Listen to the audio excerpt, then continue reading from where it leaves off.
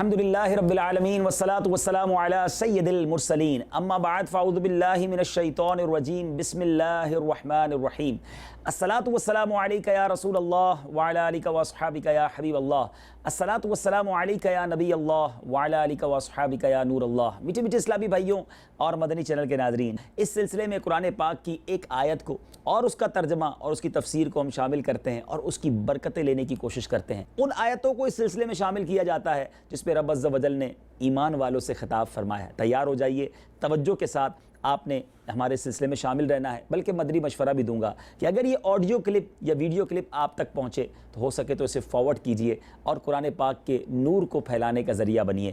آئیے آیت کون سی ہے؟ پارہ 3 سورہ بقرہ آیت نمبر 267 267 نمبر آیت ہے۔ پہلے اس کی تلاوت سنتے ہیں پھر ترجمہ سنتے ہیں۔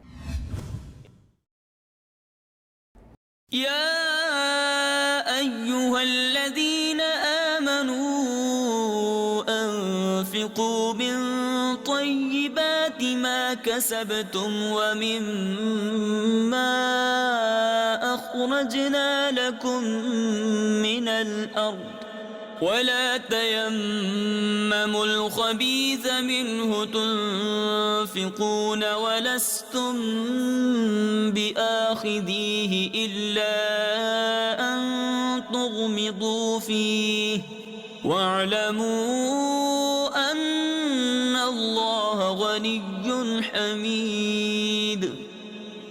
سبحان اللہ۔ ترجمہ کنز العرفان۔ اے ایمان والو، اپنی پاک کمائیوں میں سے اور اس میں سے جو ہم نے تمہارے لیے زمین سے نکالا ہے اللہ کی راہ میں خرچ کرو۔ انفقوا من طیبات ما کسبتم، اپنی پاک کمائیوں میں سے کچھ خرچ کرو۔ تفسیر صراط الجنان میں ہے کہ بعض لوگ صدقہ میں خراب مال دیا کرتے تھے، ان کے بارے میں یہ آیت نازل ہوئی اور فرمایا کہ اللہ تعالیٰ کی راہ میں اپنا کمایا ہوا پاکیزہ اور صاف ستھرا مال دیا کرو، نیز زمین کی پیداوار سے بھی راہ خدا میں خرچ کیا کرو، اور اللہ تعالیٰ کی راہ میں ناقص، گھٹیا اور ردی مال نہ دیا کرو۔ جب تم اللہ تعالیٰ سے اچھی جزا چاہتے ہو تو اس کی راہ میں مال بھی اعلیٰ درجے کا دیا کرو۔ غور کرو کہ جس طرح کا گھٹیا مال تم راہ خدا میں دیتے ہو، اگر وہی مال تمہیں دے دیا جائے تو کیا تم قبول کرو گے؟ پہلے تو قبول ہی نہ کرو گے، اور اگر قبول بھی کر لو تو خوش دلی سے قبول نہ کرو گے، بلکہ دل میں برا مناتے ہوئے لوگے۔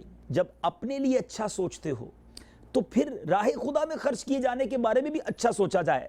بہت سے لوگ خود تو اچھا استعمال کرتے ہیں، لیکن جب راہ خدا میں دینا ہوتا ہے تو ناقابل استعمال اور گھٹیا قسم کا دیتے ہیں۔ ان کے لیے اس آیت میں عبرت ہے۔ اگر کوئی چیز فی نفس ہی تو اچھی ہے لیکن آدمی خود اس کو پسند نہیں کرتا تو اس کے دینے میں کوئی حرج نہیں۔ البتہ حرج وہاں ہے کہ جہاں چیز اچھی نہ ہونے کی وجہ سے ناپسند ہو۔ بہت شاندار میسج ہے۔ اللہ کی راہ میں جب بھی خرچ کیا جائے بہترین خرچ کیا جائے۔ ذرا سوچئے نا مدنی چینل کے ناظرین، مجھے اور آپ کو دیا کس نے ہے؟ جو بہترین میرے اور آپ کے پاس ہے وہ بھی تو رب نے دیا ہے، تو اللہ نے دیا ہے، اور اسی کی راہ میں خرچ کرتے وقت ہم گھٹیا مال دیں جو ہمارے کام کا نہ ہو، گویا ہم بھی پسند نہ کریں اور وہ دے دیں۔ خود سوچئے، آج کپڑے پرانے ہو جائیں تو راہ خدا میں دینے کا ہمارا ذہن بنتا ہے، کھانا بچ جائے پھینکنا نہیں ہے، چلیں جناب وہ راہ خدا میں دے دیں۔ ایسا نہیں ہے کہ اس کا ثواب نہیں ہے، لیکن جب صدقہ اور خیرات دینا ہے تو آپ کی کیفیت، دل کی کیفیت کیا ہے یہ سوچئے، اور اچھے سے اچھا مال دیجئے، اللہ اور عطا فرما دے گا۔ آپ نے اچھا مال اللہ کی راہ میں دیا، وہ رب اور اچھا مال آپ کو عطا فرما دے گا۔ اللہ کرے کہ ہم اللہ کی راہ میں خرچ کرنے کی جب باری ہے، دل پر چوٹ کرنے کے لیے عرض کر رہا ہوں، ہم اگر مسجد میں بیٹھے ہیں اور چندے کا ڈبہ ہمارے سامنے آیا یا کوئی جھولی پھیلائی جا رہی ہے اور ہم نے سوچا کہ چلیں آج مسجد میں 100 روپے دینے ہیں، تو ہمارے جیب میں 2 نوٹ ہیں۔ ایک نوٹ وہ ہے جو نیا ہے اور ایک نوٹ وہ ہے جو پرانا ہے۔ اپنے دل سے پوچھئے، ہم اس چندے کے ڈبے میں کون سا نوٹ ڈالتے ہیں؟ اس سے ہی جواب مل جائے گا کہ راہ خدا میں، حالانکہ جو پرانا نوٹ ہے اور جو نیا نوٹ ہے اس کی قیمت تو ایک ہی ہے۔ نیا نوٹ 102 روپے کا نہیں ہے، وہ بھی 100 روپے کا ہے، لیکن بس مال سے محبت ایسی ہو گئی ہے، اپنی چیزیں اچھی میرے پاس رہ جائیں کسی اور کو نہ دوں۔ نہیں میرے میٹھے اسلامی بھائیوں، راہ خدا میں جب خرچ کریں خوش دلی کے ساتھ اور اچھے سے اچھا مال خرچ کریں، اللہ کریم اور عطا فرمائے گا۔ آیت انفقوا من طیبات ما کسبتم، اس سے کیا مسائل معلوم ہوتے ہیں؟ سبحان اللہ۔ نمبر 1، اس سے کمانے کی اجازت ثابت ہوتی ہے۔ نمبر 2، آیت میں نفلی اور فرض صدقات دونوں داخل ہو سکتے ہیں۔ سبحان اللہ. اور نمبر 3 اپنی کمائی سے خیرات کرنا بہتر ہے کیونکہ فرمایا اپنی کمائیوں سے. سبحان اللہ. نمبر 4 مال حلال سے خیرات کیا جائے. اور نمبر 5 سارا مال خیرات نہ کرے بلکہ اپنے خرچ کے لیے بھی رکھے. جیسا کہ مما میں سے کے لفظ سے معلوم ہوتا ہے کہ مال میں سے جو ہم نے خرچ کرنا ہے، تو اس سے پتہ چلا کہ سب خیرات نہ کر دے، کچھ اپنے لیے بھی بچا کے رکھے. اور نمبر 6 زمین کی پیداوار سے بھی راہ خدا میں دیا جائے، خواہ وہ غلے ہوں یا پھل، نیز پیداوار کم ہو یا زیادہ، بہر صورت دیا جائے. سبحان اللہ. اے میرے بیٹھے اسلامی بھائیوں، امید ہے کہ اب اللہ کی راہ میں جب بھی خرچ کریں گے اچھے سے اچھا اور خوش دلی کے ساتھ خرچ کریں گے. اس آیت کے شان نزول کے بارے میں بھی کچھ سنتے ہیں. تفسیر روح المعانی میں ہے کہ حضرت علی رضی اللہ تعالیٰ عنہ فرماتے ہیں کہ یہ آیت زکوٰۃ کے متعلق نازل ہوئی. کچھ لوگ اپنے خرموں کے 2 حصے کر دیتے تھے، کھرے علیحدہ اور ردی علیحدہ. جب صدقہ وصول کرنے والا ان کے باغ میں پہنچتا تو ردی میں سے دے دیتے. اس پر یہ آیت کریمہ نازل ہوئی کہ اللہ کی راہ میں اچھا والا دیا جائے. تفسیر در منصور میں ہے کہ ایک بار نبی پاک علیہ الصلوۃ والسلام نے لوگوں کو صدقے کا حکم دیا. بعض لوگ ردی خرموں یعنی کھجوروں یا چھواروں سے اس کے خوشے لے کر حاضر ہوئے، یعنی صدقہ دینے کے لیے ردی پھینکنے والے جو ہوتے ہیں. تو اس بارے میں پھر یہ آیت نازل ہوئی. اے میرے میٹھے اسلامی بھائیوں، اب یہاں صرف مسلمانوں سے خطاب کیوں ہے کہ ثواب کے مستحق تو مسلمان ہی ہیں نا. کفار کیسا ہی نفیس مال خرچ کریں ان کے لیے کوئی اجر نہیں ہے. اللہ اللہ. اے ایمان والو تمہیں مبارک ہو. ہم اللہ کی راہ میں خرچ کریں تو جنت کے خزانے منتظر ہیں، اللہ کی رحمتیں ملنی ہیں. سبحان اللہ. اے مسلمانوں اعلیٰ چیز خرچ کرو. مفسر شہیر حکیم الامت حضرت مفتی احمد یار خان نعیمی اس آیت مبارکہ کی تفسیر کے تحت ارشاد فرماتے ہیں، اے مسلمانوں راہ خدا میں اپنی حلال اور کھری کمائیوں اور اپنی زمین کی پیداوار میں سے اعلیٰ چیزیں خرچ کرو. سبحان اللہ.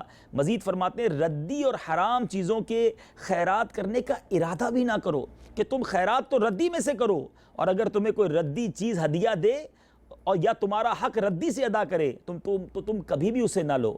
ہاں اگر درگزر کر جاؤ اور چشم پوشی اور رعایت سے کام لو اور قبول کر لو تو دوسری بات ہے. تو جو چیز لینا پسند نہیں کرتے وہ خدا کے لیے کیوں دیتے ہو. بہت خوبصورت بات. خیال رکھو کہ غنی کی بارگاہ میں وہ چیز نذرانہ اور ہدیہ پیش کی جاتی ہے جو وہ پسند کرے. اللہ. بادشاہ کو ہدیہ اعلیٰ دیا جاتا ہے. رب تعالیٰ کی بارگاہ میں وہ ہدیہ پیش کرو جو وہ قبول فرما لے. اس کی بارگاہ میں تو اخلاص والا ہدیہ قبول ہے. سبحان اللہ. سبحان اللہ. اللہ کی بارگاہ میں پیش کریں اور بیکار ردی اور اخلاص سے آری ریاکاری والا حرام مال سے نہیں. میرے میٹھے اسلامی بھائی، اللہ پاک ہے اور پاک ہی پسند فرماتا ہے. پاکیزہ کمائی سے خرچ کرنے پر حدیث مبارکہ سنیے. حضرت ابو ہریرہ رضی اللہ تعالیٰ عنہ راوی ہیں اور یہ بخاری شریف کی حدیث ہے کہ نبی پاک علیہ الصلوۃ والسلام نے فرمایا، جس شخص نے پاکیزہ کمائی سے 1 کھجور کے برابر صدقہ کیا اور اللہ صرف پاکیزہ چیز ہی قبول فرماتا ہے تو اللہ اس صدقہ کو اپنے دائیں ہاتھ سے قبول فرماتا ہے. پھر اللہ تعالیٰ اس صدقے کو پالتا ہے، بڑھاتا رہتا ہے، جس طرح تم میں سے کوئی شخص اپنے گھوڑے کو پالتا رہتا ہے حتیٰ کہ وہ کھجور کا صدقہ پہاڑ جتنا ہو جاتا ہے. اللہ اللہ. کیسا کریم ہے ہمارا مولا. مدنی چینل کے ناظرین، دیا بھی اسی نے، توفیق بھی وہی دیتا ہے، اور ہم خرچ کریں تو اجر بھی وہی دیتا ہے، اور اتنا نہیں دیتا جتنا ہم خرچ کرتے ہیں. آپ نے دیکھا کہ کھجور پہاڑ کی مانند ہو جاتی ہے. کاش اخلاص نصیب ہو جائے، کاش اللہ کی رضا کے لیے خرچ کرنا نصیب ہو جائے. سبحان اللہ. آیت کریمہ سے کچھ جو فوائد علماء نے ہمارے لیے استنباط کیے، ہمیں بتائے. پہلا فائدہ، کمائی کرنا، مال حلال حاصل کرنا شرعاً ضروری ہے کہ جب کمائی میں خیرات ضروری تو کمائی بھی ضروری. اور دوسرا فائدہ، حق والا اپنے حق میں رعایت بھی کر سکتا ہے کہ معیوب چیزیں لے لے اور پورے کا مطالبہ بھی کر سکتا ہے. سبحان اللہ. جیسے جیسے اس سلسلے کو آگے لے کر چل رہے ہیں، اے ایمان والو کہہ کر کتنے پیارے پیارے احکام ہم تک پہنچائے گئے ہیں. ہمیں اس کو سننا بھی ہے، سمجھنا بھی ہے اور عمل بھی کرنا ہے. ایسا لگتا ہے بہت دیر ہو گئی ہے، بہت پہلے سن لینا چاہیے تھا، بہت پہلے سمجھ لینا چاہیے تھا. لیکن چلیں، دیر آئے درست آئے. انشاءاللہ اگلے سلسلے میں ایک اور آیت قرآنی لے کر اس کا ترجمہ اور تفسیر لے کر حاضر ہوں گے. مدنی چینل دیکھتے رہیے. صلو علی الحبیب صلی اللہ تعالی علی محمد صلی اللہ علیہ وسلم. قرآن ہے حال مصطفیٰ مصطفیٰ